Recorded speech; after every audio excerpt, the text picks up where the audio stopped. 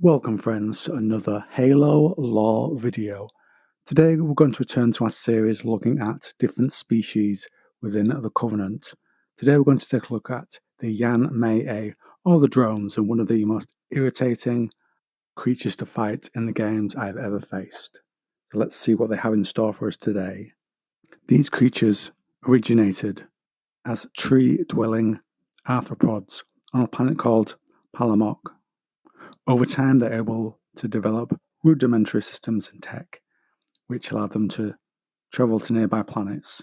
But they never left the star system until the arrival of the Covenant. And this is where the conflict between those sides begins. It was bloody and drained the resources of both sides. The Yanme'e were really able to hold the Covenant due to their incredible numbers. And the Covenant didn't just want to eliminate the drone's homeworld, because there was potential that the planet housed viable foreigner complexes. And the conflict ended when the Yanme'e were brought into the Covenant. This move was approved by a number of Hive queens. Initially, the Yaneme'e were reduced to lesser roles, mechanics, custodians, but eventually they worked their way up to be soldiers. On their home planet, they live under a caste system, which is controlled by the matriarchal heads. This has allowed the species great periods of stability and for them to be free of war. It enforced the ideal of allegiance to your own hive, and that you had no need to interact with other hives. When they were threatened by an entity from outside of the hive, they reacted deeply violently. Due to this, they have quite strong societal conditioning, so that the lower drones of the Yanme'e are very unemotive, so that they are challenging to interact with. Unless it's a basic, you give the order, they do what you say. Even once brought into the Covenant, they still have a certain detachment from it, not having any deep social dealings with the other species within the Covenant, and oftentimes refusing to even communicate with them. The three castes of their society is commanded by the Hive Queens, who use the caste system to ensure that a hive continues, that it's preserved, and that it grows. So a basic member of this species, their one task, the only thing they really need to do, is to look after the well-being of their queen and her hive, and everything else is there to support it. The queen has people within the hive that ensure things happen, domestics, workers, and protectors, who are very well coordinated with each other. And this was an aspect of their society that was exploited by the Covenant.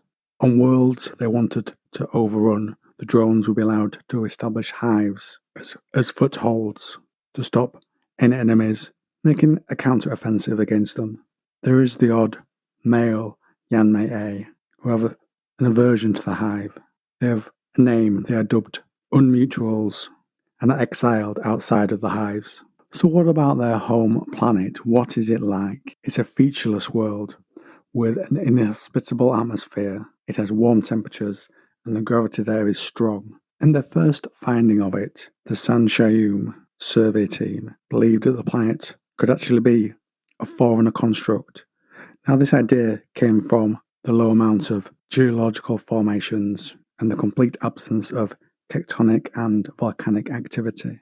They tried to get deeper into the planet, but that area was inaccessible. The hives of the Yanme'e are made from mud, wood, and cellulose material. This is then mixed with Yame's saliva and feces. Once they're brought into the Covenant, more traditional constructive methods were used. The planet Palamok, their homeworld, also has 4 moons, and 2 of those 4 moons have colonies on them. And for this last section, we're going to look at some of the physiology of the Yanme'e. To look at their wings, you might think that's what lets them get into the air, but in fact they can only go short distances. The Covenant have given them gravity dampeners that help improve their agility within the air. When we talked earlier about the roles they were initially given within the Covenant, mechanics, custodians, and eventually soldiers, that falls very much in line with what their limbs let them carry, tools and weapons, and they communicate with each other in a mixed way. They use subsonic chirps and pheromones. They can also speak Sangheili, but only with a machine translator in place. Now you can differentiate between them if you know what you're looking for. Each member of the caste system, remember, domestic, worker and protector, has slightly different colour and shape to them, and that's how you can tell the differences. Now, an exception to this rule are the queens. They're larger than the rest of their species, and their facial features can be different depending upon their hive lineage. And with that informative part of the video over, I'll end today's video.